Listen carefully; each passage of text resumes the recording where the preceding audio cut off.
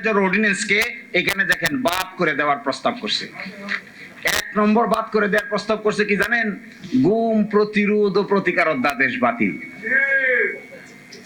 বাংলাদেশের মানবাধিকার কমিশন গঠন অধ্যাদেশ বাতিল।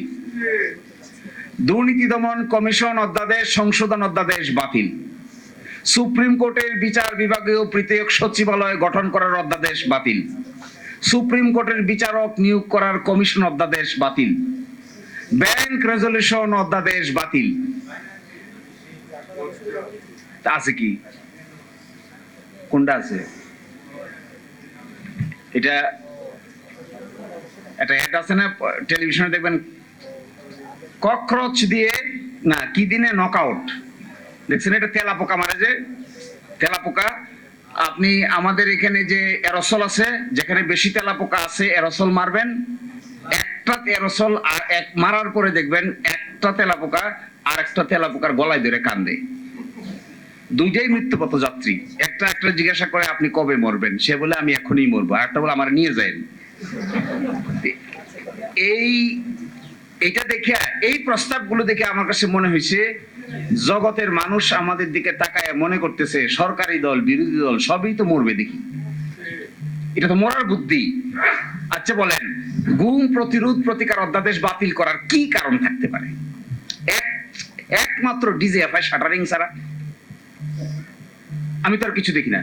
ডিজিএফআই আপত্তি ছাড়া, এসবিএনএস এর আপত্তি ছাড়া এই আয়নাগর তৈরি করার মূল কারিগর ডিজিএফআই। এই ডিজিএফআই আপত্তি ছাড়া শহীদ আলম ভাইকে নিয়ে ধরে মাইরিয়া পিটাইয়া কেন এই কথা বললো, কেন ওই কথা বললো না, কেন পক্ষে বিপক্ষে এই কথা বললো, অমুকের মতামত দিল, এই জন্য শহীদ আলম ভাই কই ছিল আমরা সবাই জানি। তো তাদের আপত্তি ছাড়া গুম এবং খুন পাশ করার আপত্তি কি ভদ্রলোকের থাকতে পারে? তো গুম চাই আমরা? আমার তো মনে হয় না আপনারা কেউ গুমের পক্ষে। তো এটা কেন বাদ দিতে হবে? মানবাধিকার কমিশন অধ্যাদেশ কেন বাদ দিতে হবে? মানবাধিকার কমিশনের যিনি চেয়ারম্যান বলা হয়েছে তাকে যে অ্যাপয়েন্টমেন্ট দেওয়া হবে, এটা হবে একটা সার্চ কমিটির মাধ্যমে। প্রাইম মিনিস্টার চাইলে নিয়োগ দিতে পারবে না, চাইলে বাদও দিতে পারবে না। বাদ দিতে গেলে একটা সুপ্রিম জুডিশিয়াল কাউন্সিলের সিস্টেম করে বাদ দিতে হবে। আবার মানবাধিকার কমিশনের চেয়ারম্যানকে পাওয়ার দেওয়া হচ্ছে, তারা সোমোটো তদন্ত করতে পারবে, ইভেন কোন আইন শৃঙ্খলা বাহিনীর লোকেরা যদি জড়িত থাকে তাকে অ্যারেস্ট করতে পারবে। এই অধ্যাদেশটা বাদ করার কি কারণ থাকতে পারে? তার মানে কি তদন্ত কেউ করবে না? পাশে দেখবেন কমেন্টে লিখছে বাদ দেওয়ার পিছনে মূল কারণ হইলো, এটা পড়লে আপনারা সবাই গলাগলি করে হাসবেন, যেহেতু সরকারের সংবেদনশীল আইন শৃঙ্খলা বাহিনীর সদস্যরা এই অপরাধের সঙ্গে জড়িত থাকতে পারে, এই জন্য মানবাধিকার কমিশন আর গুম প্রতিরোধ অধ্যাদেশ বাতিল। তো গুম তো করবে কে? গুম তো আইন শৃঙ্খলা বাহিনী লোকেরাই করে নাকি? গুম যদি আইন শৃঙ্খলার বাহিনী লোকেরা করে তার তদন্ত হইতে হবে না? আরেকটা ইন্টারেস্টিং, মানবাধিকার অধ্যাদেশের পিছনে কমেন্টে লিখছে যেহেতু এটা সরকারের কোন মন্ত্রণালয়ের অধীন নয়। আচ্ছা, মানবাধিকার কমিশন কি সরকারের মন্ত্রণালয়ের অধীন থাকার কথা?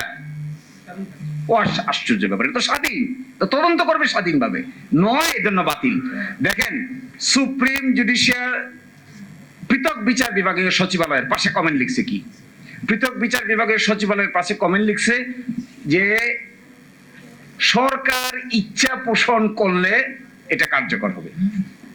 আচ্ছা, সরকার ইচ্ছা পোষণ করলে নিম্ন আদালতের ম্যাজিস্ট্রেটকে বদলি করা যাবে, সরকার ইচ্ছা পোষণ করলে পদোন্নতি দেওয়া যাবে, সরকার ইচ্ছা পোষণ করলে শৃঙ্খলা বিধি অ্যাপ্লাই করা যাবে, সরকার ইচ্ছা পোষণ করলে, সরকার ইচ্ছা পোষণ না করলে কি করবে? ইচ্ছা পোষণ না করলে রাত 2টার সময় আদালত বসে শহীদ আলম ভাইকে অযথা রিমান্ডে নিয়ে পিটাইবে। ইচ্ছা প্রকাশ করছে না, রাজা ইচ্ছা প্রকাশ করছে না, তো হয়ে গেল, অসুবিধা কি?